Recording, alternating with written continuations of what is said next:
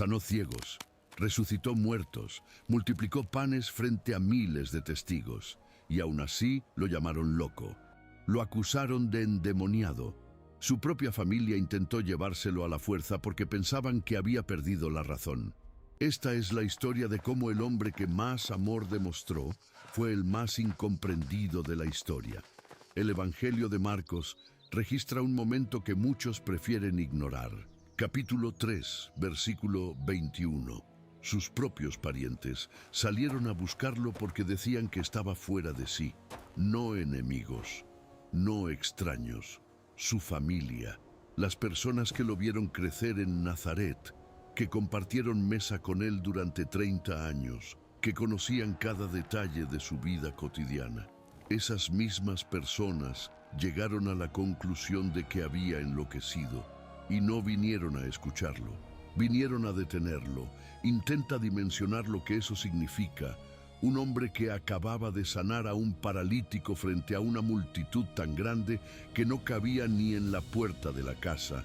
Un hombre cuya fama se había extendido por toda Galilea, Judea, Jerusalén, Idumea y hasta las regiones de Tiro y Sidón.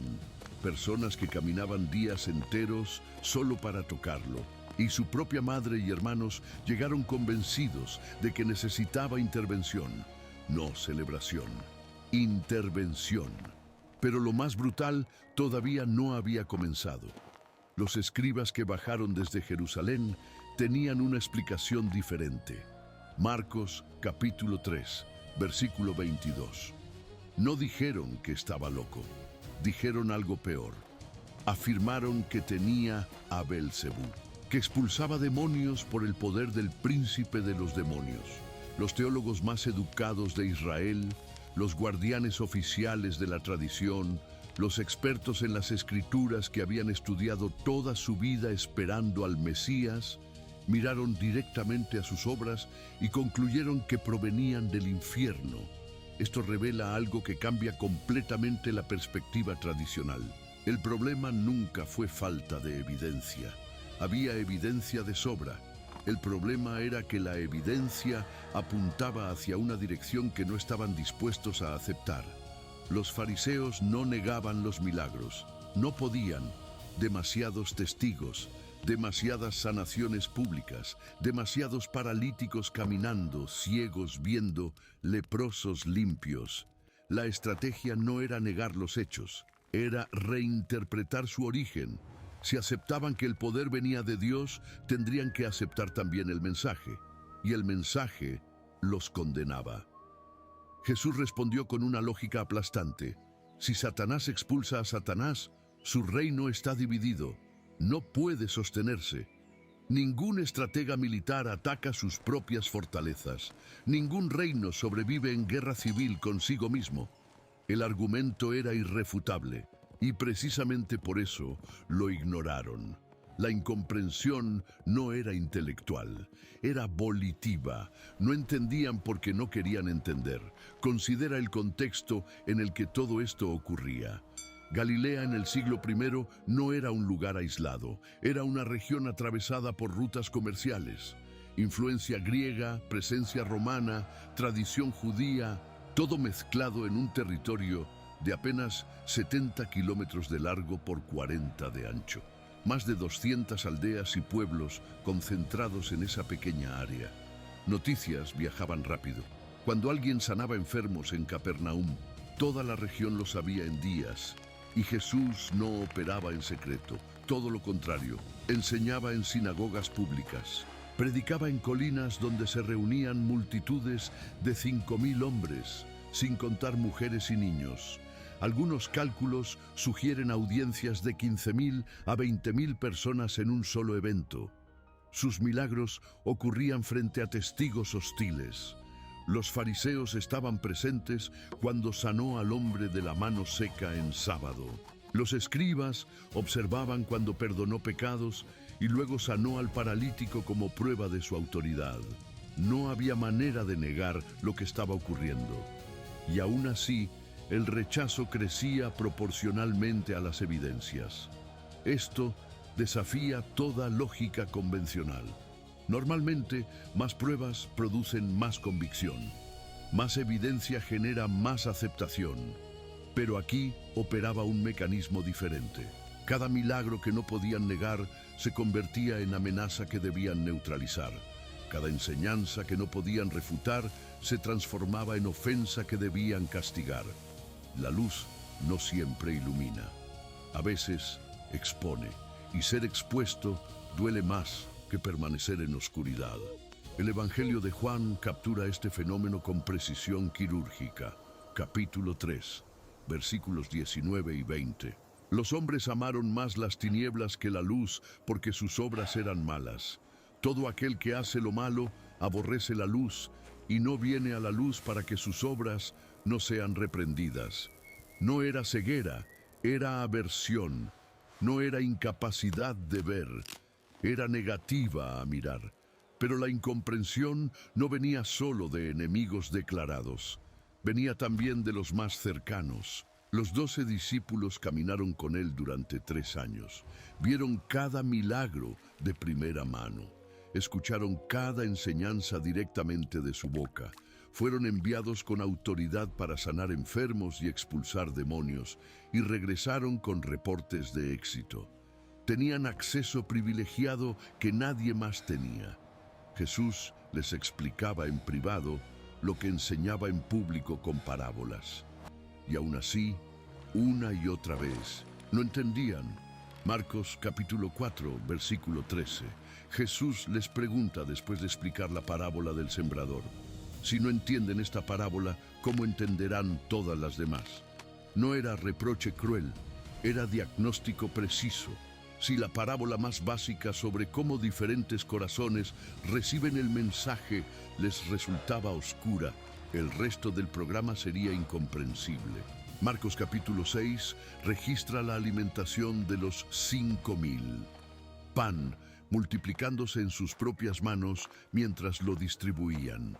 Al día siguiente, cuando Jesús caminó sobre el agua hacia la barca donde ellos remaban aterrados, el texto dice algo revelador. Versículo 52. Estaban sumamente atónitos porque no habían entendido lo de los panes, sino que tenían el corazón endurecido. 24 horas después de un milagro donde ellos mismos participaron activamente, todavía no procesaban las implicaciones. Marcos capítulo 8, otro evento de multiplicación. Esta vez 4,000 personas alimentadas. Poco después, en la barca, Jesús les advierte sobre la levadura de los fariseos, y ellos concluyen que habla de pan literal porque olvidaron traer suficiente comida. La frustración de Jesús es palpable en el texto. Versículos 17 al 21. Teniendo ojos, no veis. Teniendo oídos, no oís.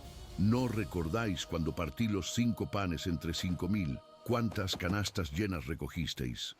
12, respondieron. Y cuando partí los 7 panes entre 4,000, ¿cuántas canastas llenas recogisteis? 7. Entonces les dijo: ¿cómo aún no entendéis? La repetición es devastadora. No entendían, no comprendían.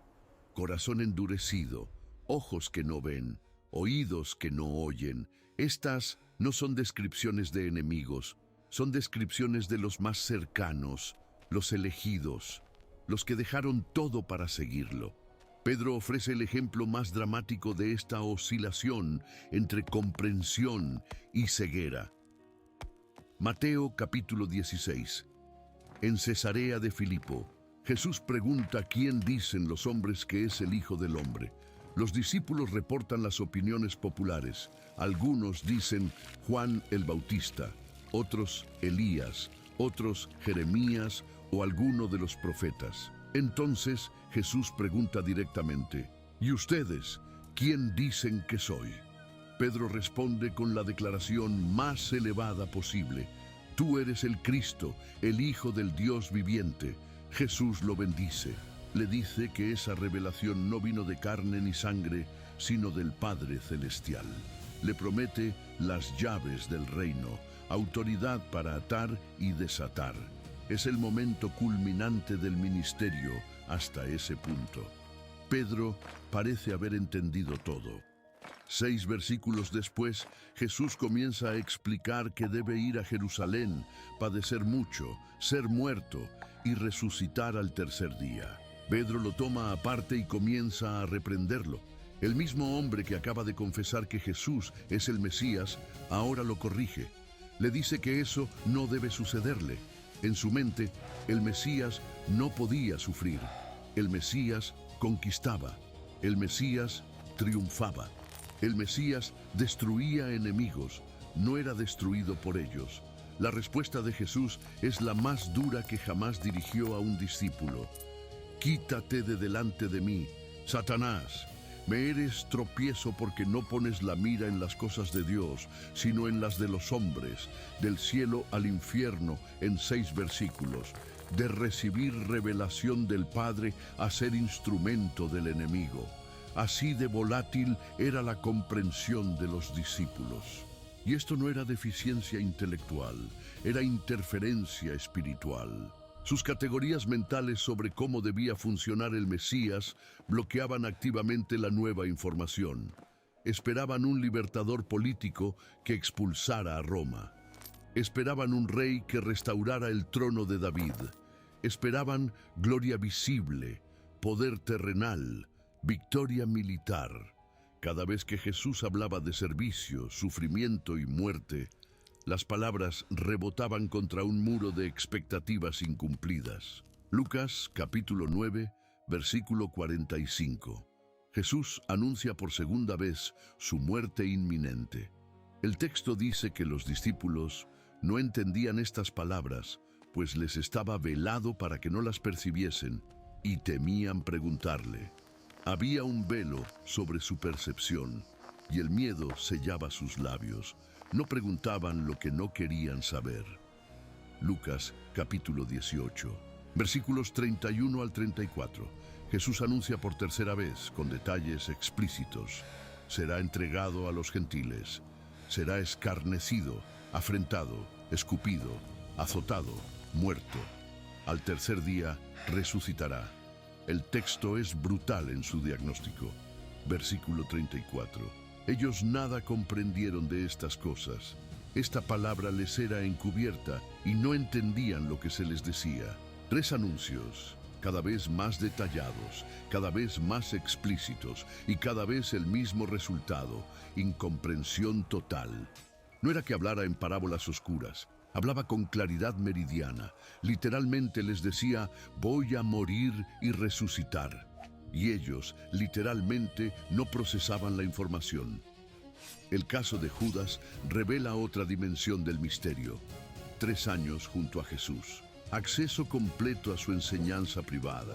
Participó en los mismos milagros que los demás. Fue enviado con la misma autoridad para sanar y liberar.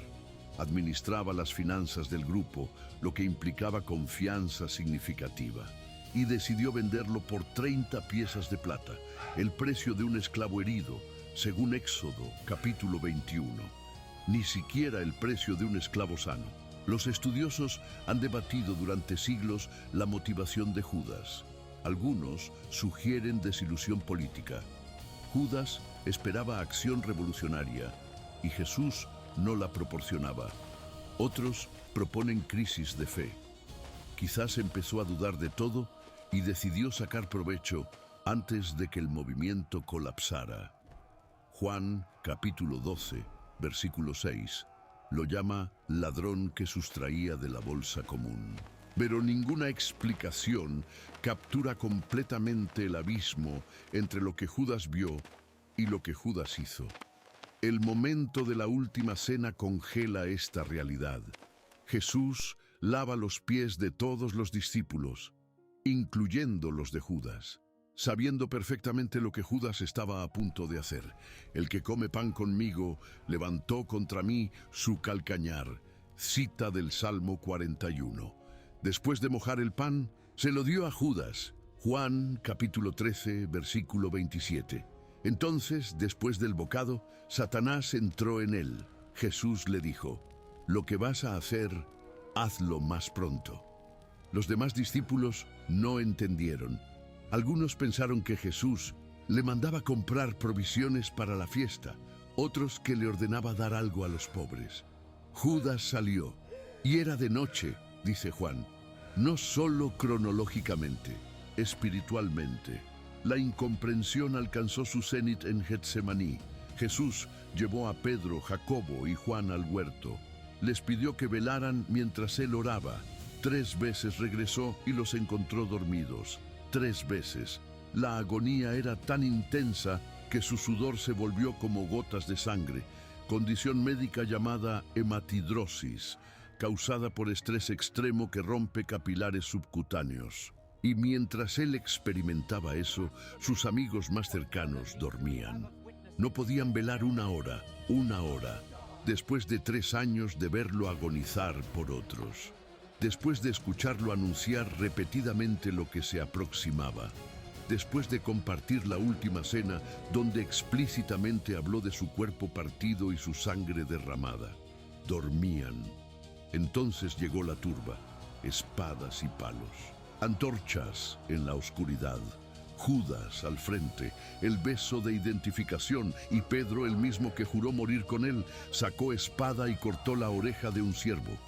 Todavía pensando en términos de resistencia militar, todavía sin entender que el reino de Jesús no operaba con esas reglas, Jesús sanó la oreja, su último milagro antes de la cruz, sanando a alguien que venía a arrestarlo, y luego dijo palabras que resumían todo el conflicto. Si mi reino fuera de este mundo, mis servidores pelearían para que yo no fuera entregado a los judíos. Pero mi reino no es de este mundo. Esa era la incomprensión fundamental. El reino que Jesús traía no encajaba en ninguna categoría existente. No era lo que esperaban los celotes que querían revolución. No era lo que esperaban los fariseos que querían pureza ritual. No era lo que esperaban los saduceos que querían estabilidad política. No era lo que esperaban los esenios que querían separación del mundo corrupto. No era lo que esperaban sus propios discípulos que querían posiciones de honor cuando él llegara al poder. Era algo completamente diferente, un reino donde el primero se hace último, donde el que quiere ser grande debe servir, donde el poder se manifiesta en debilidad, donde la victoria llega a través de la derrota aparente, donde morir es la puerta hacia vivir. La noche del arresto, todos huyeron. Marcos capítulo 14, versículo 50. Dejándole, huyeron todos. Un joven que seguía a Jesús cubierto solo con una sábana fue agarrado, dejó la sábana y huyó desnudo. Detalle extraño que muchos creen es el propio Marcos identificándose, huyendo desnudo en la noche, imagen de vergüenza total. Pedro siguió de lejos hasta el patio del sumo sacerdote, y allí, frente a una sirvienta, negó conocerlo 3 veces, como Jesús había predicho. Cuando el gallo cantó, Pedro recordó las palabras, y saliendo fuera, lloró amargamente. El que había prometido morir con él no pudo soportar la presión de una criada preguntando si lo conocía. Durante el juicio, el patrón continuó. Testigos contradictorios, acusaciones fabricadas. Ningún cargo se sostenía porque todos sabían que no había crimen real. Finalmente, el sumo sacerdote preguntó directamente si era el Cristo, el Hijo del Bendito.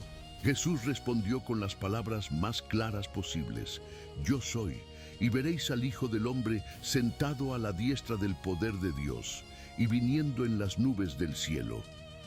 El sumo sacerdote rasgó sus vestiduras. Blasfemia. No necesitamos más testigos. La respuesta más directa produjo la condena más inmediata. La verdad más clara generó la reacción más violenta. Frente a Pilato, otro tipo de incomprensión. Pilato buscaba categorías políticas: rey de los judíos, amenaza al César, insurrección potencial. Pero no encontraba nada que encajara. Mi reino no es de este mundo. Pilato no entendía reinos que no fueran de este mundo. Su carrera dependía de administrar precisamente reinos de este mundo. Concluyó que no encontraba delito, pero cedió a la presión.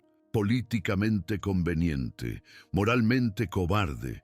La multitud gritaba: «Crucifícalo». Muchos de ellos probablemente habían sido alimentados con pan multiplicado. Algunos quizás habían sido sanados de enfermedades. Otros habían escuchado sus enseñanzas en las sinagogas y ahora pedían su muerte. Preferían a Barrabás, un insurrecto, un asesino, alguien que encajaba en categorías que entendían. En la cruz, la incomprensión llegó a su expresión final. Los que pasaban lo injuriaban. «Si eres hijo de Dios, desciende de la cruz». Los principales sacerdotes se burlaban. A otros salvó. Asimismo no puede salvarse. Los soldados ofrecían vinagre y escarnio. «Si eres el rey de los judíos, sálvate a ti mismo». Todos operaban bajo la misma premisa. El poder se demuestra evitando el sufrimiento. La realeza se manifiesta destruyendo enemigos. La divinidad se prueba escapando de la muerte. Y Jesús refutaba todas esas premisas simplemente permaneciendo en la cruz. No porque no pudiera bajar, porque no quería. El poder se demostraba en el sometimiento voluntario. La realeza se manifestaba en servir hasta el fin. La divinidad se probaba en el amor que no se retira aunque pueda hacerlo. Padre, perdónalos porque no saben lo que hacen. Incluso desde la cruz, el diagnóstico era incomprensión. No saben, no entienden, no perciben. Crucificaban al autor de la vida creyendo que eliminaban una amenaza. Mataban al dador de toda sanación creyendo que protegían su religión. Destruían la única esperanza real creyendo que preservaban el orden. Uno de los criminales crucificados junto a él captó algo que los líderes religiosos no podían ver. «Jesús, acuérdate de mí cuando vengas en tu reino». Reconocimiento asombroso. Vio a un hombre muriendo en agonía y habló de un reino venidero. Vio derrota total y percibió victoria futura, incomprensión generalizada, excepto en el lugar menos esperado. «Hoy estarás conmigo en el paraíso». La promesa más directa dada al receptor más improbable. Mientras los teólogos profesionales se burlaban, un criminal moribundo entendió lo esencial. El grito final sigue resonando a través de los siglos. Dios mío, ¿por qué me has desamparado?». Cita del Salmo 22. Los presentes pensaron que llamaba a Elías. Otro malentendido. El Salmo 22 describe sufrimiento extremo seguido de vindicación gloriosa. Jesús no expresaba sorpresa por el abandono. Citaba profecía que narraba exactamente lo que estaba ocurriendo y lo que vendría después. Consumado es. No grito de derrota. Declaración de misión cumplida. Lo que vino a hacer estaba hecho. La incomprensión de todos no había impedido que el plan se ejecutara perfectamente. Las tinieblas cubrieron la tierra, pero no detuvieron la luz. El velo del templo se rasgó de arriba a abajo. Acceso directo a la presencia de Dios, disponible para todos. El centurión romano, otro outsider, pronunció verdad que los insiders no podían ver. Verdaderamente este hombre era hijo de Dios. Los que lo rechazaron pensaron que ganaban. Los fariseos celebraron su silencio. Los saduceos respiraron aliviados. Roma archivó el caso como un problema menor resuelto. 3 días después, todo cambió. La tumba vacía convirtió cada rechazo en profecía cumplida, cada incomprensión en evidencia de que el mensaje era demasiado grande para su tiempo. Lo que parecía derrota total era el plan funcionando exactamente como debía. Los mismos que lo abandonaron por miedo predicarían su nombre hasta morir por él. El mensaje que rechazaron conquistó el imperio que lo ejecutó.